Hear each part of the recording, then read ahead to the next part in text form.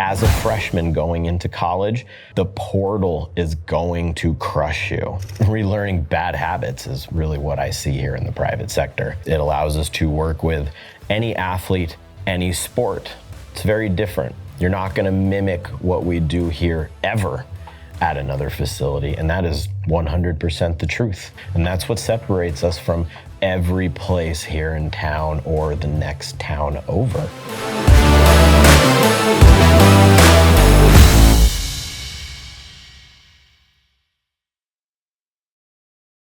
What's going on, everybody, and welcome to another episode of the Students of Strength podcast.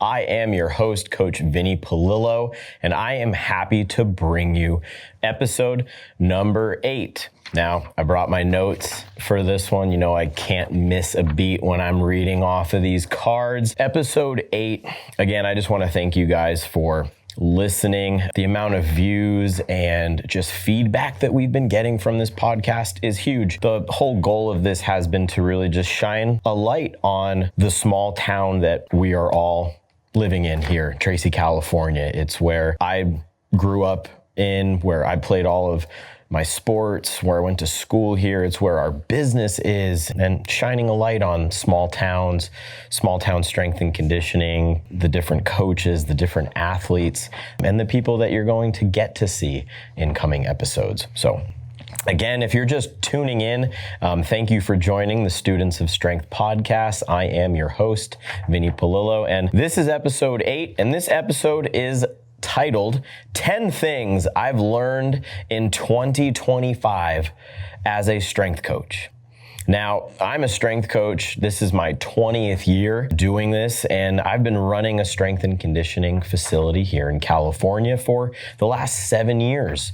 I didn't always start out as a strength coach here at a private sector facility. The first chunk of my career, I was working for health clubs. I worked for 24-hour fitness. I've had some amazing years doing some great, fulfilling work with Nike. And now I'm able to give back to the small towns and the small community that helped shape me. And I just want to give you 10 things that I have learned this year in 2025 as a strength coach. This is going to be a quicker episode. I love doing these rapid fire ones. So again, share, like, subscribe, and do all of those things. So the first thing that I have learned this year is you do not know it all in this line of work. I really thought I did until we were really struggling. And the biggest thing that has helped me this year and a little bit of last year was getting a mentor. We have business mentors that are specifically for gyms and gym owners and coaches, and we have utilized business mentorship through Two Brain Business. The best coaches never stop learning, right? We have coaches of our own, we have programs of our own, our coaches have coaches, our mentors have mentors. This is something that has really helped us grow. One example is we have grown as a business 20% in overall revenue from where we were this time last year. Most places are slowing down this time of the year, offering their holiday discounts, their Black Friday specials. We avoid those things altogether. If anything, you'll see us raising our prices to make a living. The goal of running a gym isn't to be the cheapest one in town, because people are only going to go to you because you're the cheapest. Remember that. Write that down. Number 2, high schools desperately need strength and conditioning. There is a huge gap that passionate coaches can fill. I grew up here in this town. Strength and conditioning was something that we didn't have. I graduated 20 years ago. It's something that we still don't have here in this town. There are so many high schools, even middle schools, and, you know, physical education, call it what you want these days, but that is not strength and conditioning.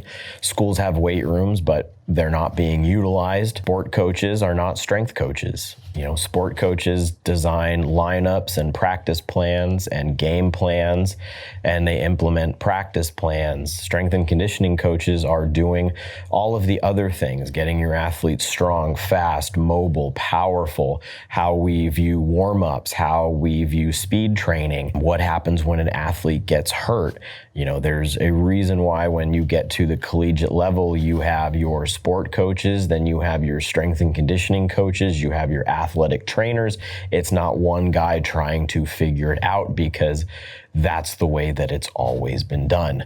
When we do things like this, it's the high school athlete that suffers and misses out. The best schools, the ones that are winning everything, the ones that are competitive, the ones that have the healthy, strong, fast kids, I guarantee you those schools have strength and conditioning. I know for a fact that they do. That's something that we need to really work on and focus on as we get into 2026, is providing more tools for our high school athletes. If we're not willing to pay for strength and conditioning coaches, then we need to seek outside resources, which there are plenty of those available. There is plenty of money available for these programs to come to life. Number 3, travel sports rarely emphasize strength and conditioning. Most programs are going to call it development. They love using that word without strength and conditioning thrown into that mix. That word is very misleading, and it's just wrong. There are too many travel sport organizations, whether it's baseball, basketball, softball.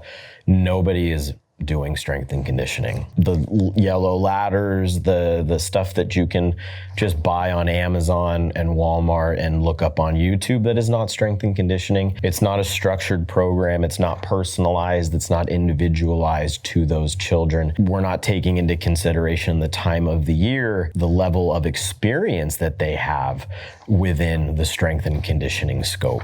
To think that travel sports organizations don't have time for strength and conditioning is a lie.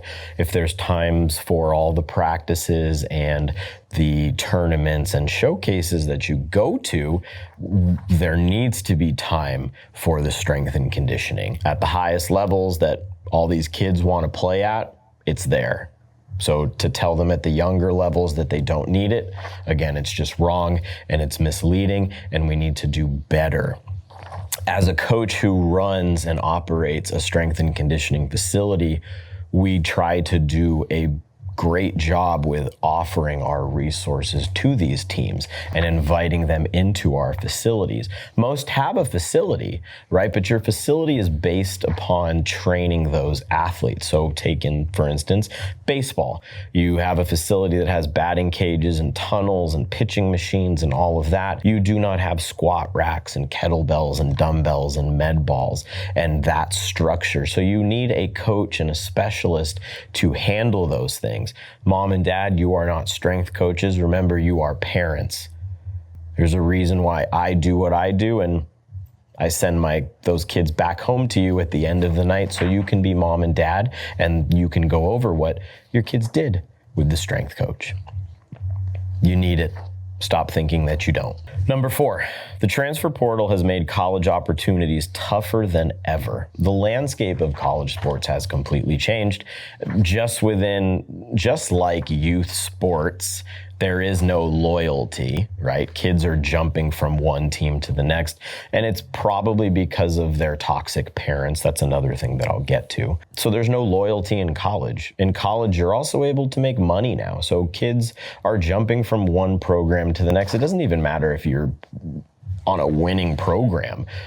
You're going to go to the next best thing. You're going to go where the money is. So for kids that are in high school that are being told that they're the best at what they do, well, now you're going up against grown adults in the college portal that have experience. They're older than you. They're bigger than you, faster, stronger than you. They already have playing time. College programs don't need to waste their resources on high school kids that are probably going to need another year, maybe 2 to develop. Unless you're already ready to compete as a freshman going into college, the portal is going to crush you. Because now when you get into college, it doesn't matter if you were the best high school kid on your team. In college, every kid was the best high school kid on their team, right? And they probably weigh more than you, probably played on a better team, probably won way more championships and experienced playoffs more than you ever did. But that's because you maybe didn't prioritize year-round strength and conditioning, and you didn't do all the sprinting and speed training. You didn't take your nutrition seriously. I could go on and on with this. Just remember, the portal is changing the scope of college sports. If you've paid attention over the course of this last year, you know exactly what I'm talking about. We're halfway through. This one is really pertaining to businesses and people that run gyms, fitness facilities, strength and conditioning gyms, sports performances. Discounts will kill your business. Let me repeat that again. This is number 5. Discounts will kill your business, and so will clients who don't align with your values. You got to stay firm on your worth and your mission. Remember, if you're the cheapest gym in town, the cheapest people in town are going to find you. And they're only there because you are the cheapest, because you offer all the discounts, because you offer a sibling discount. When you do these things, you are taking away value from all those other people that are paying full price. It should be one rate for your programs. So the value remains the same and it stays high for every single person that comes into your building. When you offer these discounts and Black Friday deals and Christmas specials, you're gonna probably need 2 to 3 times more people just to make more money. And are they gonna stay long term with you? Probably not. They're gonna cancel because they know it's cheap. And they can come back to you every single time because it's cheap. Right? I don't want to be known as that gym. It doesn't pay my bills. It doesn't put food on my table when I offer those discounts. It's taking away from all of those things. And we're not that gym. So if you want the gym that offers the discounts and the cheap rates and those things, it's easy to find those gyms. Number 6, sport parents and adults, sport adults. You can be awful human beings. You really have to protect your energy and your environment. Sometimes the nicest people, they could stab you in the back the second you walk away from them.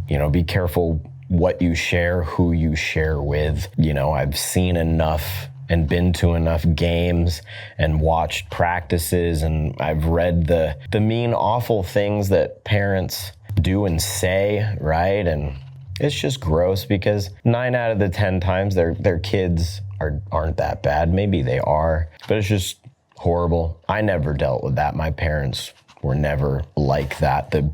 I grew up just different times.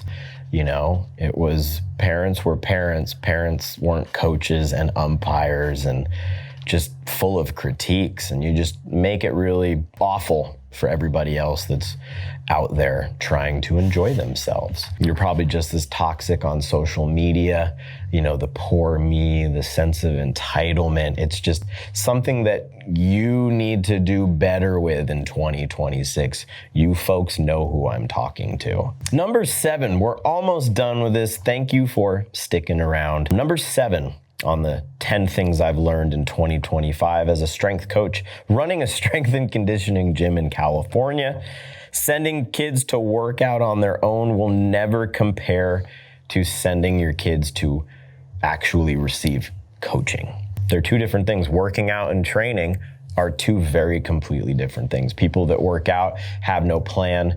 It's usually just on the whim, right? We'll just do this, we'll just do that. People that train have a plan, they have a program that's designed for them so they can crush their goals and they can continue doing that. It's not a 30 days or a 75 hard, right? It's what do you do after the 75 days?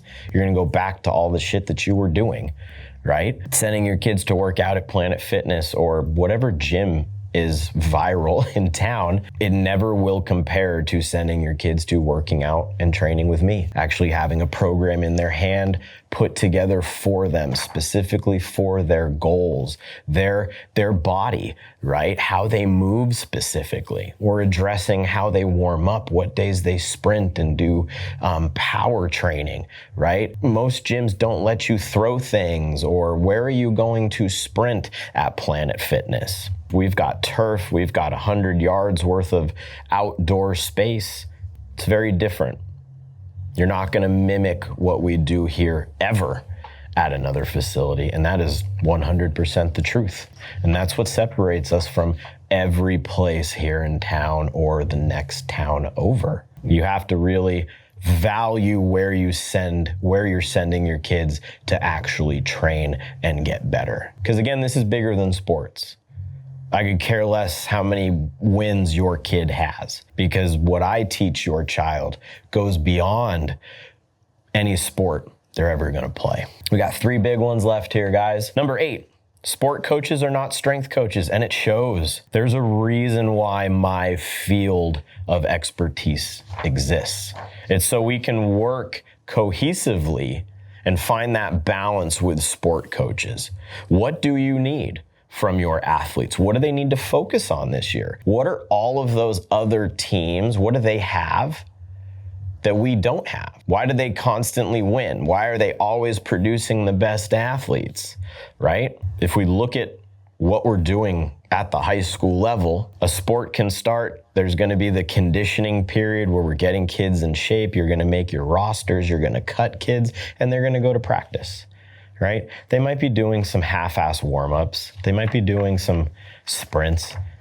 Are they doing anything in the weight room? What's the structure look like? What's their off-season work look like? What are they doing in season? Do you see where I'm getting at? Why strength and conditioning actually exists? So we can make the sport coach's life easier. So he knows his athletes, or she knows their athletes are strong, fast, healthy. At the collegiate level, you now have nutritionists. All the dietary things are taken care of. You get hurt, you have athletic trainers and sports medicine going on. But at the younger levels, it's just not important. We're just really emphasizing winning, right? Trophies, going to showcases and tournaments. We need specialty programs. We need more private lessons. It's just sport, sport, sport, sport, sport. But eventually you're going to need that strength. You're going to need that speed. And there's even sport coaches out there that tell you you don't need to be strong. You don't need to use the weight room. It's going to ruin your sport. It's going to ruin your swing. It's going to ruin your jump. You're going to get slower. Again, this is just advice coming from lazy, stupid, uneducated coaches. Sorry if I offend you. I'm just speaking the truth. Sport coaches, you coach a sport. You do not coach strength, speed, power, mobility, flexibility, nutrition. That's what I do. But as a strength coach that does all those things I just stated, I don't coach the sport. I don't tell you how to coach your sport, run your practices. See how it works? You don't belong. You can watch. It's wrong of me to say you don't belong. You have more than enough welcome in a weight room, in a strength and conditioning setting, but watch and learn. Just like when I go to a practice, I watch and learn. The best of both worlds, they need to work hand in hand together, or you're going to have a lopsided program. That's what you are going to get. Last 2 coming up here. I work in the private sector. That's what this is called, where I work at. I don't work for anybody, right? I don't work for a team or a program or an organization.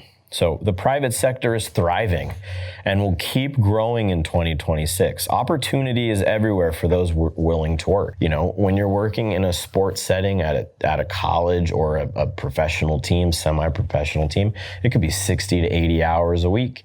Lots of travel. You're never going to see your family. And if you have a losing season, you're the first person to get fired. Here, what we do at Altamont Performance Lab, we've created systems that allow our business to thrive, that allow young coaches to come in and try to make a living, right? You have to work in order to make a living. You know, I've been doing this for 20 years and I'm still figuring things out. But there is a balance between work and my life and what I do to continue living that life. And the private sector has really done wonders for me. I make my own schedule. I make my own hours. If I want to make more, I'll raise my rates, right? I don't hesitate at those things anymore. I'm not afraid of those things anymore. I don't compare myself to other trainers or coaches or businesses, nor do I care what they are doing. That has given me so much freedom, right? It's me versus me. I don't care about any of that. Who they are, what the name of their gym is, how long they've been here in town. I don't care where other athletes work out, who you're coached by, who you've been coached by. None of those things matter to me. Because when you start here with me, it's a clean slate. I'm always going to learn about experiences and prior history and all those things. So I know a little bit about you, but my goal is to probably reteach, rebuild you if you're coming from a different place. Relearning bad habits is really what I see here in the private sector. You know, it allows us to work with any athlete, any sport. I don't just focus on training baseball players or softball players, or I only want to work with the best. We work with people here that don't even play sports. 2026 is going to be so huge for us. We are going to be doing such remarkable work within the adaptive fitness world. Just wait to see what 2026 does for Altamont Performance Lab. We are going to break open the world of strength and conditioning and who we are able to coach and work with on a personal, private, one-on-one, remote coaching, all of it. It's just great how we are able to connect and control everything that we set out in front of us. So again, the private sector, one thing I've learned is it's where I want to be. If you really want to help people grow your own brand, that's where you need to be. There's no restrictions here. If you have that voice, you have that passion, I want you to find that. You could find that here in 2026. We will be hiring. We will be building this team and this business, and I want you to be a part of that. The last thing I have on my 10 things I've learned in 2025 is the most important thing on here. It's my driving force. It's why I do what I do and who I do it for. My wife is the most amazing person in my life. None of this happens without her. Now, Trista Marie has been with me through all 20 of those years that I've been coaching. She has seen every angle of me, from the worst, darkest, lowest moments to my highest. She's the only person that matters. Her opinion is the only one that matters. I don't give a shit about anyone or anything else but her. And that's freedom. That's what she gives me. Freedom to be who I need to be. Just the freedom to be the best husband, the best man, strength coach, friend, right? My wife is a preschool teacher. She works 3 times as hard as me. And I see hundreds of high school kids daily. Again, she's been with me from the start of all of this, from having nothing to being at the top to losing it all, right? She has been with me through everything. The death of my mom, I was there when her father died, her grandparents died, my grandfather died. We've been through so much death. We've been through so much shit, you know, things people don't even know, right? Being evicted from apartments, cars being repossessed, having no money, not knowing what you're going to do in that next very moment, but none of it matters or is even remotely going to affect me because I've always just had her. And that's special. There are people out there who will search for it and never find that one person, that one thing. You know, and it takes a really special person to be married to a strength and conditioning coach, right? I'm the moodiest person on the planet. I am so up and down, but that's the highs and lows of what I do, man. It's like winning and losing. If I were to lose her, there would be no reason to keep going anymore, really, but I'm not like that. If I were to lose her, I would have to keep going, you know? She's the driving force in all of this. It's not me. It's not my love for weights and strength and helping people. It's the love that she's ignited in me and making me be a better person, a better human. I had a horrible morning today. You would never know it, but a simple conversation with her, just some few words that only I can exchange with her. I'm here and it's great and I don't need to worry about that shit. So if anything that I've learned in 2025 being a strength coach is you need a solid person in your life to help you figure this shit out. A significant other, You need it, whether it's a dog or a fish, a guinea pig, you need someone or something, you know. I'm lucky to have an amazing wife. I'm lucky to have 3 amazing dogs at home.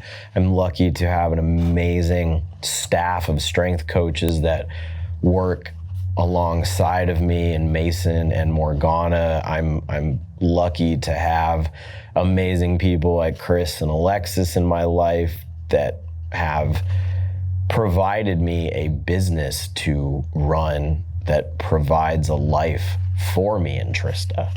You know, it's find really good people and never let them go. Be passionate, love what you do, love the people that you have in your life. Remember, family does not need to be blood. Family is whatever the fuck you want it to be. Pardon my language, but again, this is me. This is Coach Vinny. It's been a big 2025 for us.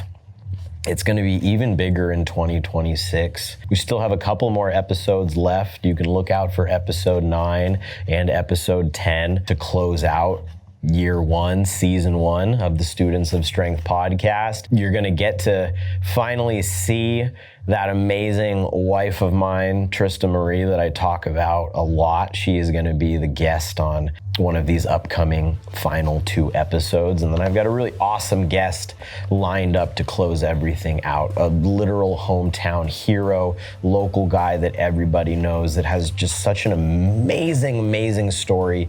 He's one of my closest buddies, a guy that I can just always pick up with wherever we left off. And that is the whole point of why I do this, is the people that I meet, the relationships that I've built. That's why I love being a strength coach. That's why I'm not going anywhere. You know, 20 years down, we got another 20 to go, and then we'll see where we go from there. So as always, thank you for tuning in to the Students of Strength podcast. I'm Coach Vinny Pelillo. You can find me all over social media, Instagram, Facebook. You can find me on X. Make sure you check out the podcast on YouTube. We are also on Spotify or wherever you listen to your podcast or watch them.